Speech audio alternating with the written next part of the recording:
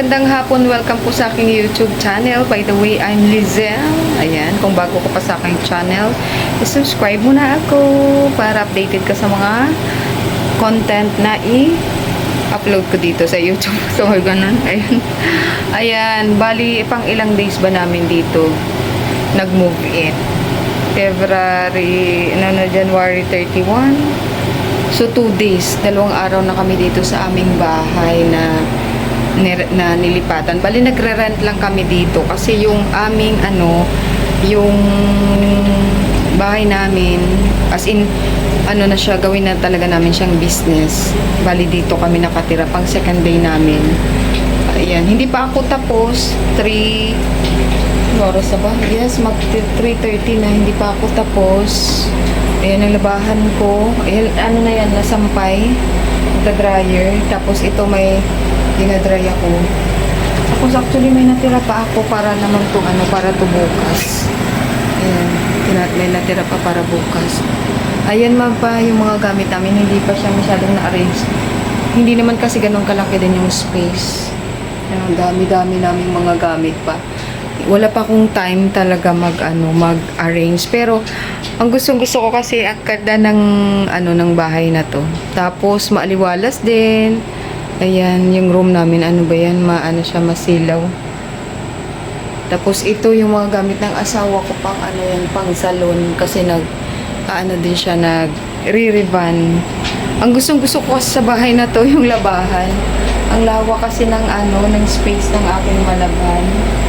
Bongga. Tapos dun sa baba, may first floor siya. Ito second floor dun sa baba. Nandun si Lola, dun kami kumakain. Ayan. Gustong-gusto ko lang dito kasi ang sarap maglaba. Ang lawak ng space. Sabay ganun na. Ayan, lawak-lawak ng space. Nakakatuwa naman siya. Ayun. So, yung bahay namin doon, as in focus na lang kami doon sa massage. Ang open namin doon, alas 4 ng hapon hanggang madaling araw na kami. Ang cut-off namin alas 12. Pero minsan marami pang client. Umabot kami ng alauna, alas 2. Okay lang yun. Walang namang problema kasi nakakapagpahinga naman kami. Ganun, medyo tired pa talaga kami ng asawa ko. Sobrang burnout sa trabaho kasi nga hindi kami nagde-day off Monday to Sunday.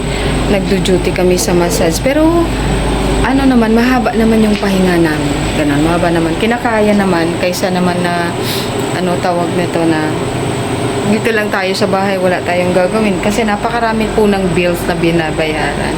Sobrang dami, kaya kailangan namin talaga work hard ng bonggang-bongga. Dito lang po ako sa Imus, Cavite. Ayan, sa mga subscriber ko dito kay YouTube. Kung gusto niyo pong magpamassage, ayan, message niyo po ako sa aking FB account. Hanapin niyo po yung Zel H. Andrino. Ayan. And pwede po kayo magpabook sa massage namin. Dito po tayo sa Green State, Imus, Cavite. Ayan. Natuwa lang ako, na-enjoy lang ako sabi ko, gawa ng video habang naghihintay ako ng dinadryer ko. Pagkatapos kasi nito, nakapagtapos na ako mag-mop, and then next ko na gagawin, magba-vacuum. Pagkatapos ko mag-vacuum, yun na, magplansya ng damit, uniform, alis na ako, punta na ako sa massage. Maglilinis pa kasi ako dun, guys, kasi first day of renovation ngayon, so madumi talaga yun, kaya ang dami ko pang aasikasuhin doon. Hindi kasi pwede ma-stop yung operation kasi nga ito lang yung namin, pinagkakitaan namin. So, yung affiliate journey ko naman sa TikTok, hindi ko na masyadong kinokontinue kasi wala namang nangyayari. Magkano lang yung kinikita ko doon, 10, 20, ganun. Hindi nagpa-viral yung mga products na na mga pinopromote ko. Sabi ko, focus na lang ako sa sa massage. At the same time, yung pagpe-personal collection ko nga po, napapabayaan ko na rin. Happy talaga. Sobrang nakakapagod kasi, guys, mag-massage. Tapos kung sino pong gusto ayan, naghanap din kami ng isa pang therapist baka gusto nyo. Gusto nyo mag-apply as in massage therapist, ganun. Basta natutuwa ako dito sa aking place na tawag nito na lalabhan. Nakakatuwa. Yun lang muna for today. Thank you. Bye!